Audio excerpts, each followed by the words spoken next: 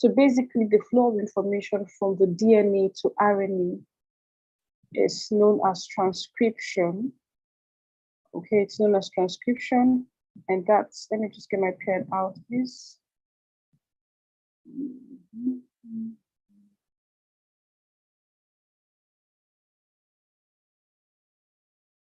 Okay.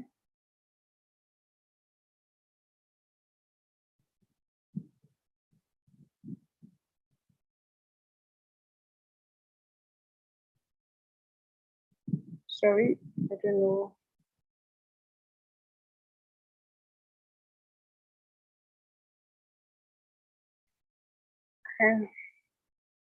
My screen is freezing.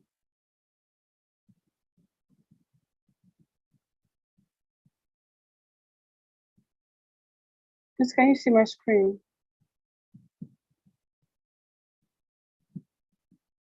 Please, can anyone see my screen? Yes, we can. Yes, ma'am. Okay. Okay, sorry, please. I had a bit of freeze on my end. So on transcription, it has to do with the flow of information from the DNA to the RNA. DNA replication, DNA repairs, genetic recombination. So most of what we have known over time, which oftentimes we tend to mix them up, is the transcription and translation. So when we talk about the flow of information from RNA to protein, we're talking about translation, and that's this process. I don't know that you can see my pen on your end. Yes, we can see. I'm writing on the screen, okay, good. So we can have that as the transcription as flow of information from the DNA to the RNA, and flow of information from the RNA to the protein as the transcription.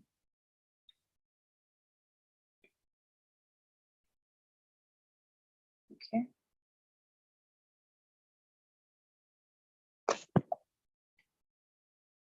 So when it comes to RNA, we know that the RNAs are single nucleotides, and for the DNA, we have them as the double helical structure.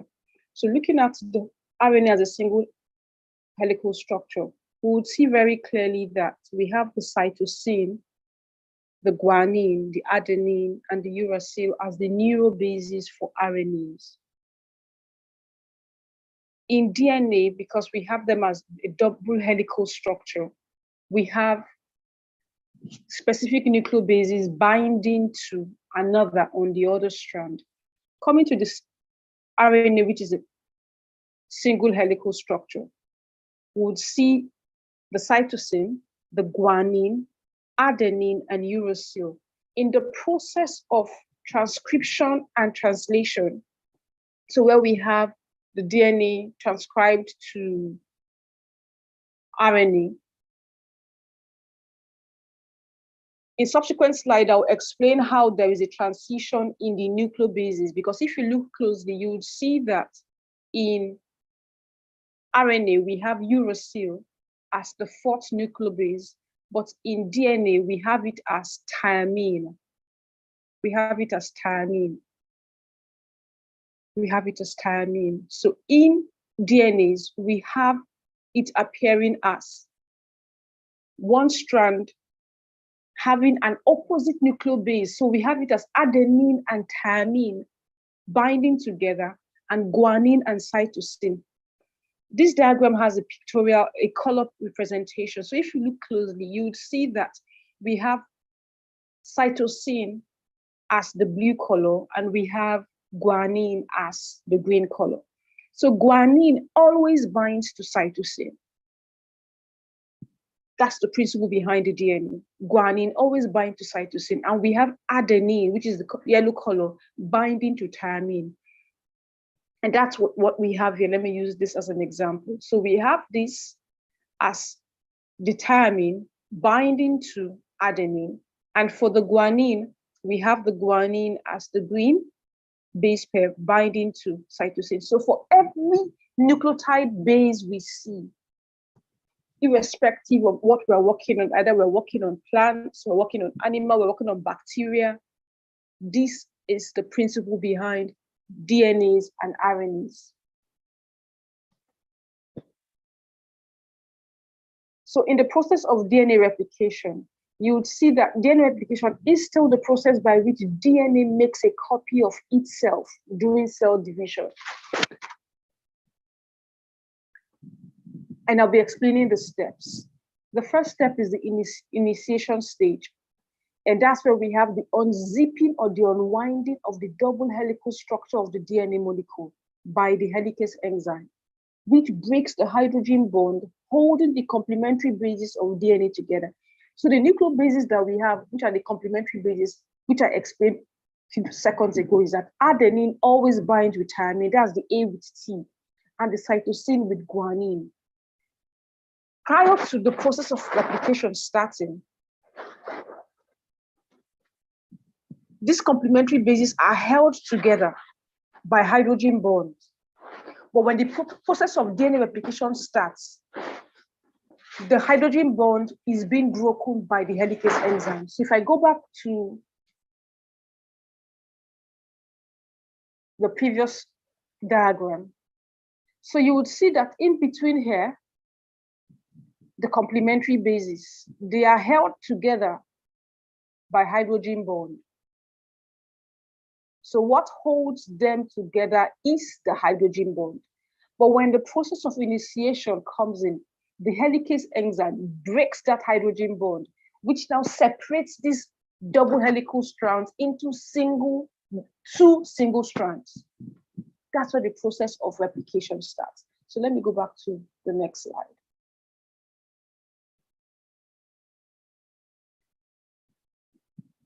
The unzipping or unwinding of the double helical structure of the DNA molecule by the helicase enzyme, which breaks the hydrogen bond that holds the complementary bases together.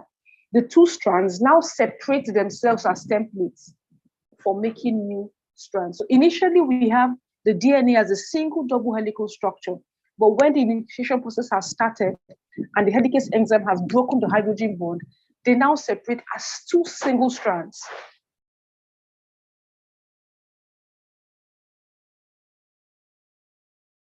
Thirdly, the leading strand is oriented in the 5' to 3' direction. So we have this complementary bases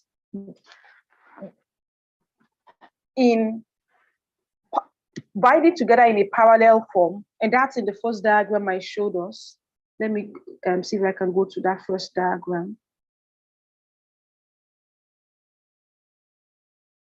So we have the 5' to 3'. Let me show you. So we have the leading strand in the 5' to 3' direction, and we have the other strand in the 3' to 5' direction. That's the explanation I just gave now in that slide. The leading strand is directed in the 5' to 3' direction. Yeah, that's it here. So we have the leading strand oriented in the 5' to 3' direction towards the replication fork, while the lagging strand is oriented in the 3' to 5' direction away from the replication fork. And that's what we have here in this diagram. They have different orientations. So the two strands are replicated differently in the subsequent process. But remember that after that unzipping has happened, we have the leading strand and we have the lagging strand. And that's the leading strand that we have here, oriented in the 5' to 3' direction. And we have the lagging strand in the 3' to 5' direction. It's also known as discontinuous for the lagging strand, while for the leading strand, it's also referred to as the continuous strand. So a short piece of RNA comes along and binds to the end of the leading strand. That's why whenever you hear of persons who are saying they're doing, they're working on their project and they need to order for primers based on what the respective gene they're working on. Those primers that have been ordered for are the external template that comes along to bind to the original template of what we are working on. So assuming I'm working with a bacteria, I have the original RNA or DNA, depending on the organism I'm working with, a human cell.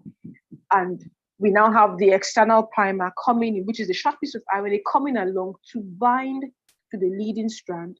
And this piece of RNA is produced by primase enzyme, which is called a primer, and acts as the starting point for DNA synthesis. There are different RNA primers, and they are made by the primase enzyme, and they bind at different points along the lagging strand. So we now have the next process, which is the elongation phase. And at this point, we have the DNA binding to the leading strand by adding complementary nucleotide bases. So given an instance where we have the ACGT, because I know that the complementary base that should bind to an adenine is thiamine. So I'm expecting that on the new strand, it will be a thiamine, but it will be there. Where cytosine is, it will be a guanine that will be on the opposite strand. Where guanine is, it will be cytosine that will be on the opposite strand. Where thiamine is, it will be an adenine that will be at the complementary strand, because these complementary bases bind to each other. You are not expecting to see a guanine binding to adenine or a cytosine binding to thiamine, because they are not complementary bases. In the lagging strands, we have chunks of DNA called the Okazaki fragments, and they're added to the lagging strand in that 5' to 3' direction. Okay, now we have the this replication. This sort of replication is called continuous. Remember, I showed us in that diagram about the continuous and the discontinuous phase. So in the lagging strand, this type of replication is called discontinuous, as the Okazaki fragment will need to join up later. And once the bases match up, remember, adenine with thiamine, cytosine to guanine, the exonuclease enzyme strips away the primers, and the gaps where the primers were are then filled by complementary nucleotide. Remember, everything about the replication process of DNA has to do with complementary nucleotides. The new strand is proofread to make sure that there are no mistakes in the DNA sequence. If there are mistakes, it means a mutation has occurred. I'm going to explain that in subsequent slide. So the new strand is proofread to make sure that it has similar sequence like the original DNA sequence. The DNA ligase enzyme seals up the sequence of the DNA into 2 continuous double strands. So initially, remember, we have 1 double helical structure separated into 2 when we had the initial stage happen. And along the line, we've had an external primer coming to join to both of these single strands. Now we are now having 2 double helical structure from 1 initially, because the process of replication has occurred. We're now having 2 double helical structure, which at this point, the DNA enzyme seals up the sequence of the DNA into 2 continuous double strands. And subsequently, we have the DNA replication resulting in 2 DNA molecules consisting of 1 new and 1 old chain. Remember, as I explained, initially we had 1 DNA having double helical structure. But when they were now separated by the helicase enzyme, we now had 2 templates, single templates, but they now formed the base for the replication process to occur. Now the replication has occurred, we are now having 1 new template binding to the old template, and another new template binding to the other new old template strand. This is termed semi-conservative. Why? Because half of the chain is part of the original DNA molecule and half is brand new. After replication, the DNA automatically winds up to form a double helical structure. Meaning, initially when we started, we had a single double helical structure. Now, at the end of the replication process, we now have 2 DNA, but now they will now wind back to give that helical structure. And that's just a summary of the process of DNA replication. Coming to genome organization, we have genome being the entirety of an organism's hereditary information, and it's encoded in the DNA or RNA. In viruses, we talk about RNA. This includes both the genes and the non-coding sequences of the DNA. And the genome organization also refers to a straight or linear order of DNA elements and their division into chromosomes. It has to do with positioning of DNA sequences in the nucleus. If we refer to the human genome, we need to know that the human genome is a complete set of nucleic sequences, and it's encoded as DNA, having 23 chromosomes. If we remember our basic biology, we'll know that we've had this topic, I think in SS3, about the 23 chromosomes in humans. Coming back to the DNA replication process that I just explained, I would still give another explanation using this diagram, so that I put pictures to the verbal explanation I've given. Okay, when I started in the replication process, I said that we have the initiation process where we have the helicase enzyme breaking the hydrogen bond that binds the complementary bases together. So assuming we now have the helicase enzyme breaking through the hydrogen bond holding them together, what do we now have? We now have single strands. So if you look closely, you would see that this, when transcription occurred from DNA to RNA, because in that first diagram I showed us, I told us that RNAs have adenine, guanine, cytosine, and uracil. But in DNAs, instead of a uracil, we have a thymine. When transcription occurs, every thymine in DNA, after the unwinding has occurred, changes to uracil. Why? Because RNAs don't have thymine, they have uracil.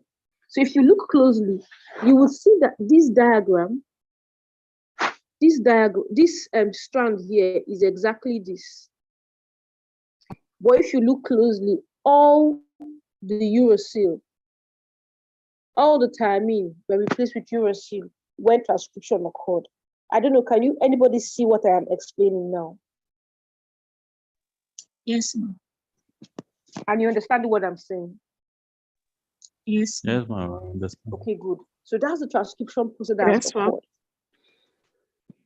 I know we have the start codon. So for every replication process to occur, it has to begin at the start codon. And we have the start codon as the ATG. If we're talking about DNAs, the start codon is referred to ATG, that's methionine.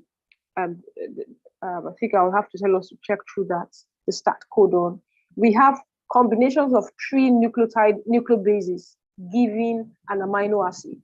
So when you have ATG, which is a start codon, it refers to amino acid methionine. When you have, I think there are different types. When you have UAG, we have a stop codon. I can't recall the names of all of them. If you look below on the peptides, let me show you on the pen, you will see that the start codon is methionine. When you have a combination of AAG, that's adenine, adenine, guanine, that's 3 nucleobases coming together to form a codon, we have it as lysine. We have it as phenylalanine when we have 3 nucleotide bases, 3 thiamines or 3 uracils.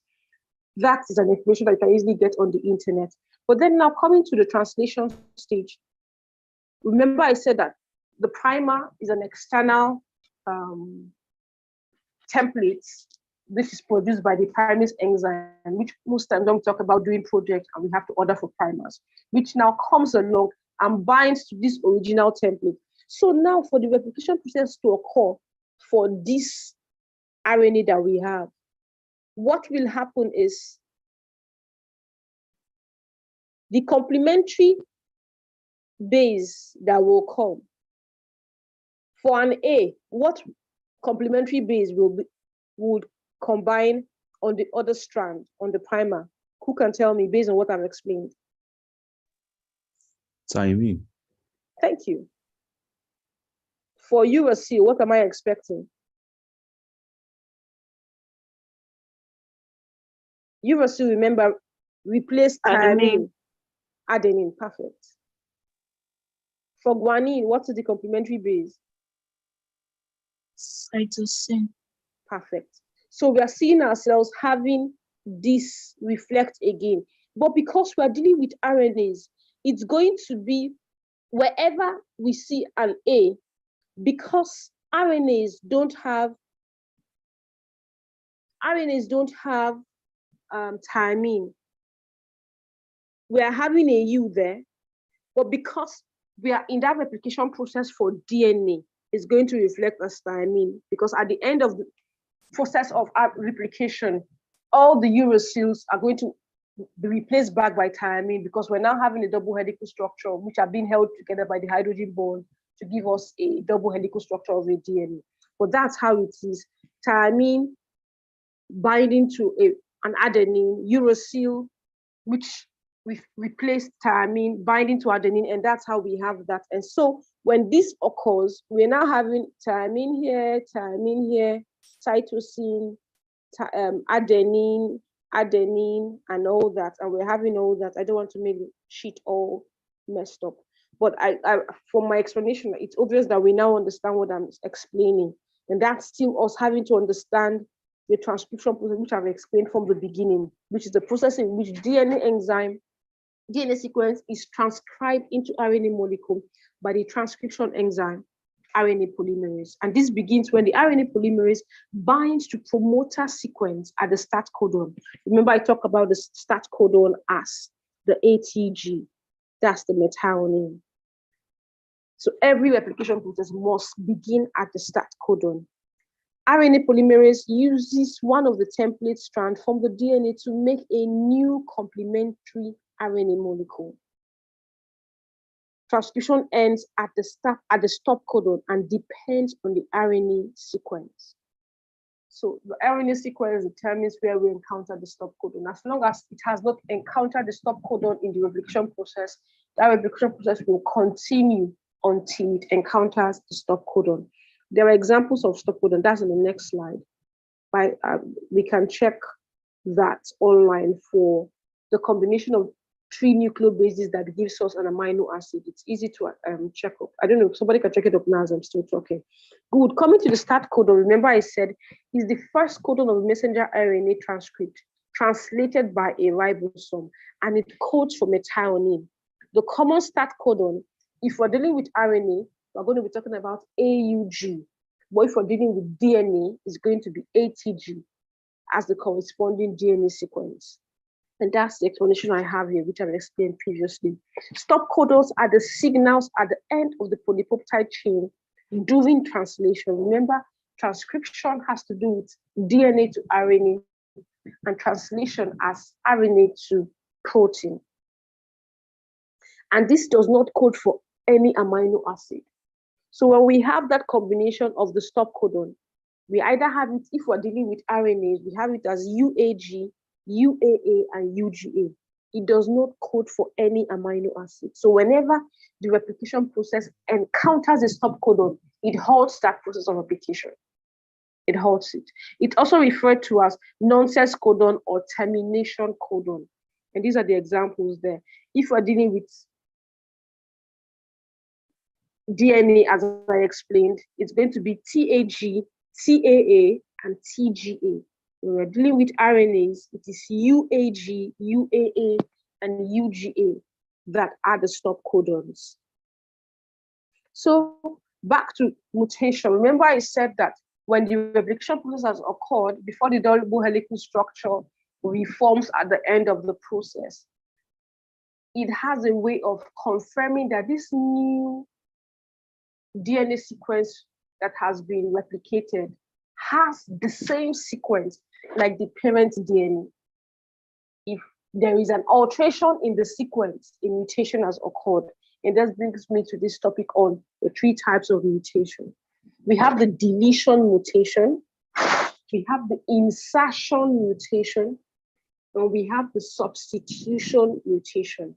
And from the English explanation of these words, you should be able to have an idea of what type of mutation I'll be explaining.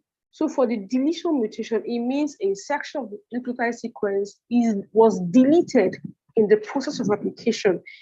If you look at this diagram, deletion occurs when a part of a DNA molecule or an entire chromosome is not copied during replication. And what's the consequence? It can result to a genetic disease. Let's look at the diagram. This is the original template. And we are expecting that when replication occurs, we're going to have exactly this at the end of it. But when a deletion mutation occurs, you can see that in the process of replication, these ones didn't replicate. It was deleted, giving us a new strand with an altered nucleotide sequence. Ideally, for the original DNA template strand, we're expecting these complete strand to reflect in the new strand. But because there was a deletion mutation that occurred, it has altered it. So if this was coding for a specific amino acid, because a deletion has occurred, there's been an alteration completely. And it can result, when we talk about cancers and all that, they are all a result of a mutation. Something suddenly not functioning as normal, a deletion that may have occurred, an insertion, a substitution, something. But all we see it reflecting medically is that there is a disease. There is either a genetic disease, something that has happened that has gone wrong. Why? Because a mutation has occurred.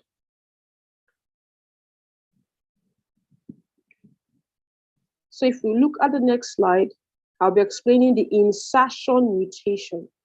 If you look closely, the insertion mutation is, as the word explains, it's the addition of one or more nucleotide bases into the DNA sequence, and it alters genetic function. So I'm imagining that in the strand, we're having an A, B, C, D. I'm just using it as an example. And an insertion occurs, and an X comes in between C and B. So instead of us having A, B, C, D, we're having A, B, X, C, D. What has happened? The function or the purpose of that alphabet has been altered. Why? Because we don't have it as A, B, X, C, D. It is supposed to be A, B, C, D. That's a mutation, an insertion mutation. Coming to our diagram, you would see closely that this is our original starting sequence, and this is what we are expecting. But because an insertion occurred at this point, so we have this A, adenine and thymine nucleotide bases getting inserted into this starting sequence. What do we now have? An altered sequence. Instead of having this in the newly replicated DNA sequence, we're having an alteration. Why? Because an insertion happened at this point. Do you get me? Somebody with me? Yes, ma'am. Okay, thank you. So back to the substitution mutation, it means that one base or a pair of bases are replaced with another. So it replaces one base pair for another and changes a codon to one that codes for either a different codon or a stop codon that doesn't code for any amino acid. So if we look back at this diagram now, you would see that this is the normal nucleotide sequence. But because a substitution occurred, and A was supposed to reflect in the next new strand replicating, but because the substitution occurred, we're now having an alteration occurring. Why? Because instead of us having a complementary nucleotide, which is the adenine binding to thymine, instead of us having an adenine on the next new slide template, we're having a guanine occurring there. So here we now find ourselves having a completely new strand. If a substitution changes the amino acid to a stop, it is called nonsense mutation. So assuming this replication process is supposed to continue for a while based on the nucleotide sequence, and we now have it giving us a combination of nucleotides that code for a stop codon. We have it as UAG. If I go back to our previous slide, we have it as, sorry. Remember, we talked about our stop codon occurring as UAG, UAA, and UGA. So if we have any mutation occurring and the resulting codon is reflecting as a stop codon. It is referred to as a nonsense codon. That's what is being referred to, a nonsense codon. So back to the substitution, because the substitution has occurred, we're having an alteration in the normal sequence of that new nucleotide or that new DNA. I think with this, we've come to the end of today's session. Any question, please?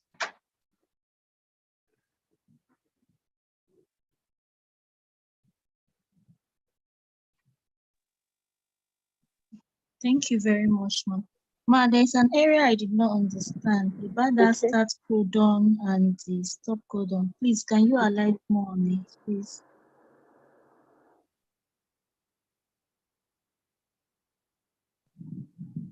Okay. Okay. Before I begin to explain, can you check? Okay, let me just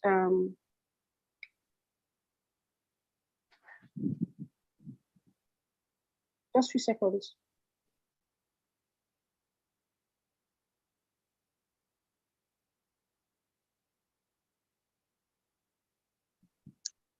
Just a few seconds. Let me get the different codons for us.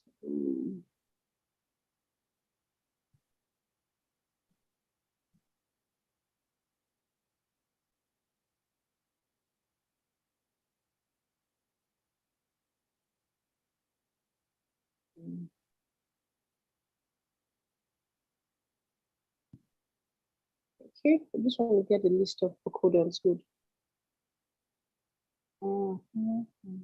Okay. Okay, I'll be sharing my screen now so we can see that. Okay. Can you see my screen? Yes, Ma. Okay, good. I had to come here.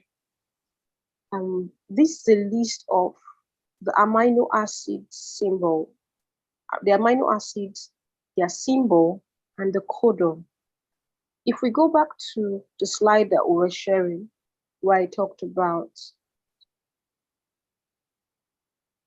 the start codon and the stop codon. Let me just share that. I'll come back to that list. Okay. I said that the start codon is the first codon of a messenger RNA. So for every replication process to start, it must encounter a start codon to begin. So even if there are plenty of nucleotides rolling, I don't know, for persons who may have done like an NCBI blast, who have done maybe some advanced processes on molecular techniques, we would have plenty of nucleotides, nucleobases appearing on the sheet, but the process of replication will not start until it encounters the start codon, ATG. When it encounters the ATG, replication starts. So the explanation to this is that when we are working with RNAs, messenger RNAs, it must encounter an AUG, which is a start codon. But then the combination of 3 nucleobases gives us a codon that codes for an amino acid. So when we talk about a methionine, which is a start codon, the nucleobases that code for a methionine are adenine, thymine, and guanine. If we're talking about DNA, for RNA, we're talking about adenine, uracil, and guanine together. It cannot be UAG or GAU. Any alteration that is not AUG or ATG is not a methionine, even if it is the same combination of nucleobases. I don't know whether you get me. Trying to, Ma. Okay, I'm coming. Let me go back to the screen. Let me do a board explanation.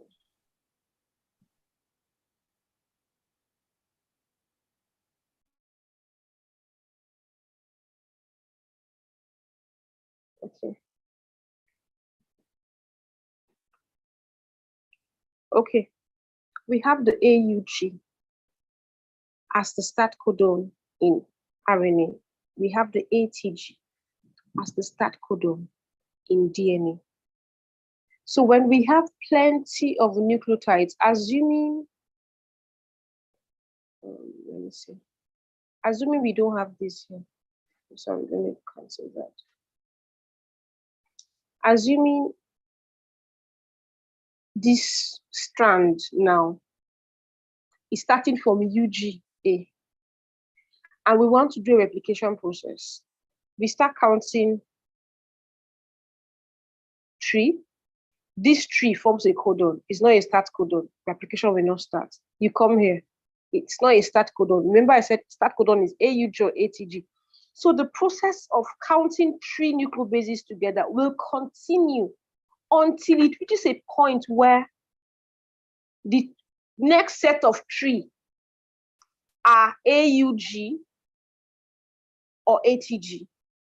I don't know whether you get my explanation. Yes, I get it now. So no matter the number of nucleobases, as long as you have not encountered a start codon, AUG, if you're dealing with RNA, messenger RNA, or ATG, replication cannot start. So I had to delete this A so that we don't have a start codon appearing. But now, because we have a start codon here, replication can start here, like that. So if we look, I'll take us back to that sheet now. So we have this tree giving us a start codon, replication has started. We have this next tree. We have this next tree. We have this next tree. AAG has to do with lysine. A combination of UUU in RNAs is phenylalanine. If we're dealing with DNA, it will be TTT. So let me take us back to that sheet I just showed us now. So you now understand my explanation. Thank you, Ma. I don't know, can you see it as a landscape, or so I know whether I adjust my screen to landscape? Okay, let me make it landscape.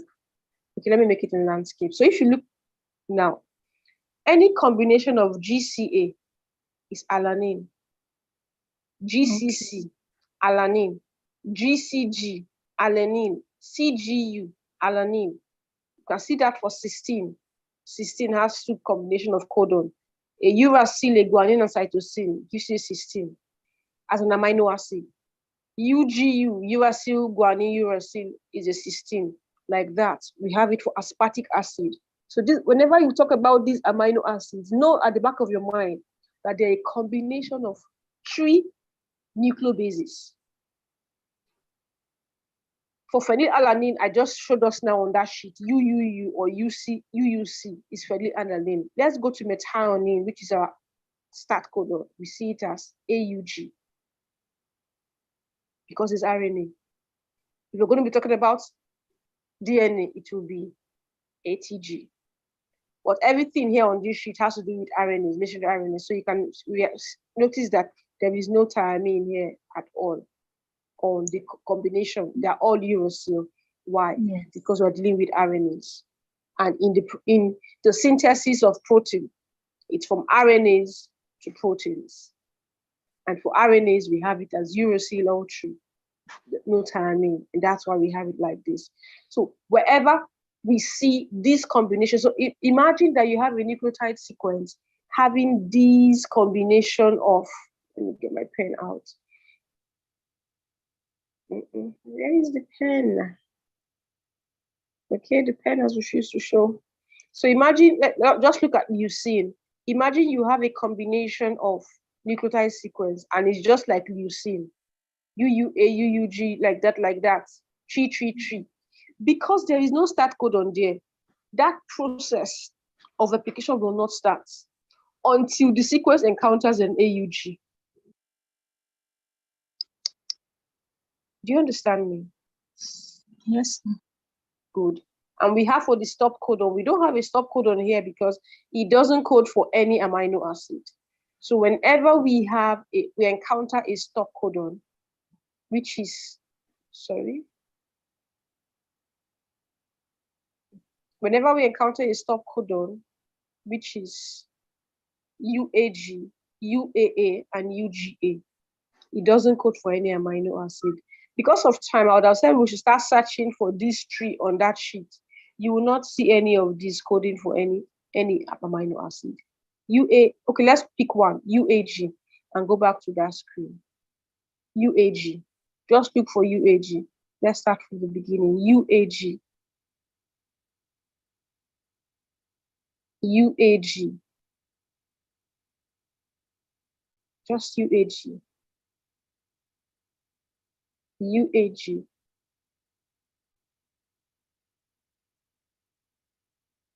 You will notice that it doesn't code for any amino acid. UAG. It's not there. It's not there. So that's it. So for the stop codons, they are still a combination of 3 nucleobases, but they don't code for any amino acid. And that's why we have it as the UAG, the UAA, or the UGA. So if you also check the UAA and the UGA too, you will notice that it doesn't code for any amino acid. You can get this sheet on the internet.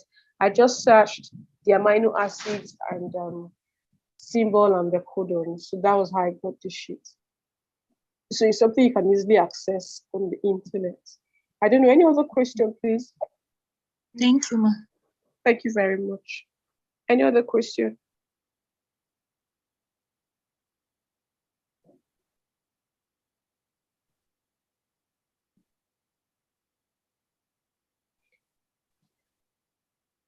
Any other question?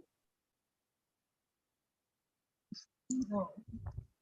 Okay, Hello, I have question, please. okay. I say, can you use 5' and 3' to identify a leading strand?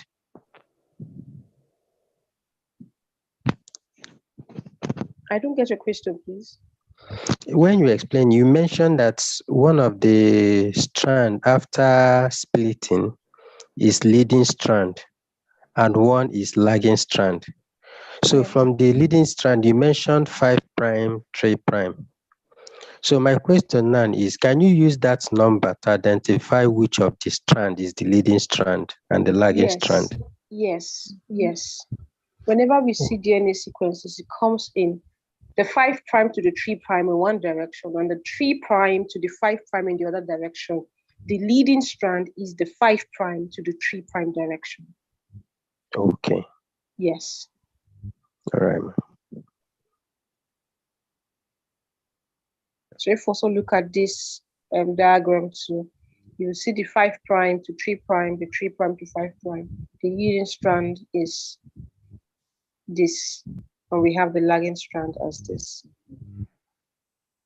Okay. Yes.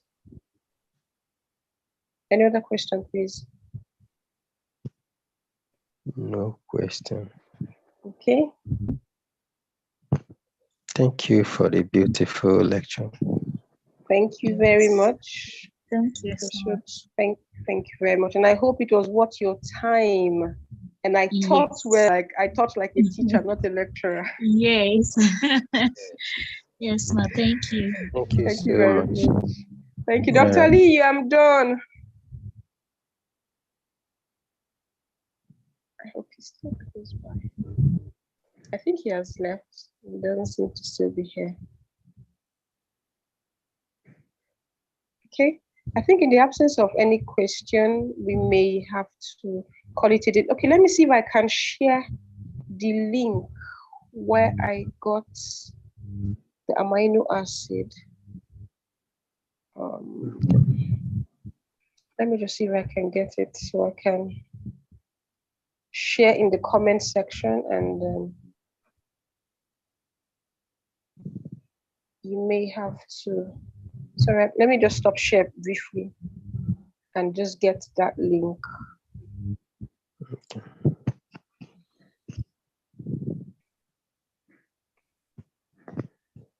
Okay, I don't know. Can you see? Let me.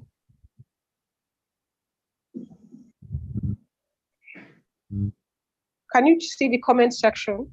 I just pasted the link where you can see the codons for the amino acids. Can you copy it on your end? Yes. Okay, yes, good. ma. Okay, so you can copy it before we close for the day, so you can at least have access to that list of the codons I talked about. And if there's any other question, you can reach out to me through Dr. Liu. And yes, I'm accessible on internet. I'm accessible on LinkedIn, Dr. Grace Ijonugwanya. And yes, this is me coming your way and saying thank you for the time. You said? What about Twitter? Are you accessible on Twitter? Yes. I'm on Twitter, but I'm not active on Twitter. Okay. I'm not active. I'm on Twitter, but not active. All right. Not active, yes. Thank you Yeah. very much, everyone. Alright, thank you. Have a lovely evening. You too. Thank you, ma'am. Thank you.